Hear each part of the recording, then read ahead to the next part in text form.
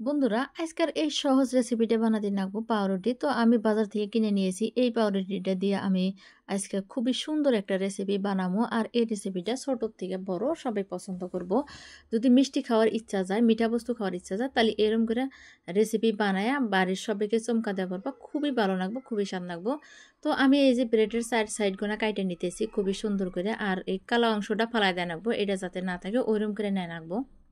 তোমরা যদি এরম করে মিষ্টি না খায়া থাকো তাহলে আমার রেসিপিটা দেই হ্যাঁ খায়া তারপরে কমেন্ট করে আমাকে জানাবা যে এই মিষ্টিটা কীরকম হয়েছে।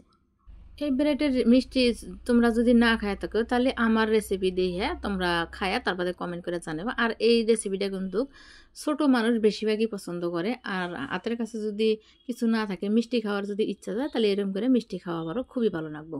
তো ব্রেডের সাইড কাইটে নিয়ে তার বাদে ত্রিভুজ আকারে আমি অনেকগুলো ব্রেড কাইটে নিলাম। মানে আমি এই সাইজ করে বানাবো। তোমরা যদি চাও তাহলে গোল করে নেওয়া পারো বা 4 কোনা করে নেওয়া পারো।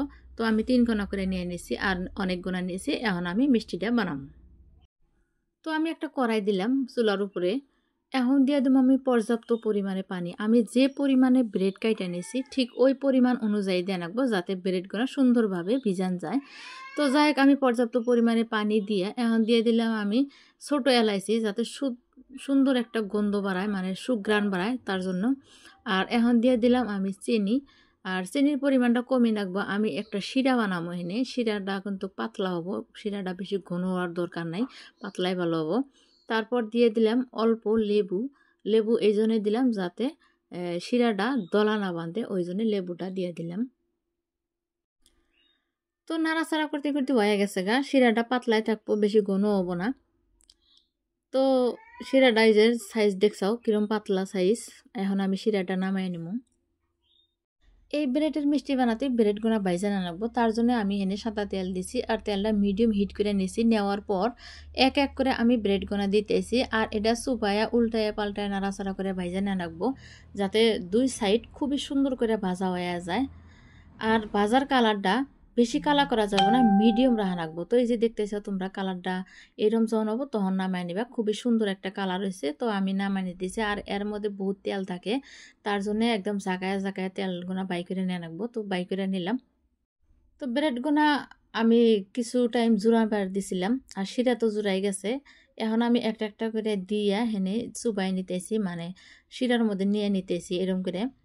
তো বেশিক্ষণ রাখা যাব না এনে, কিছুক্ষণ সময় রাইহা আমি অন্য একটা পাত্রে নিয়ে নেবো। আর ইচ্ছা করলে এর মধ্যেও রাখা যাব। তো যাই হোক, এটা মচমচা অবস্থা আছে, অনেকক্ষণ রাখবো এটা ভালো করে নরম হতি।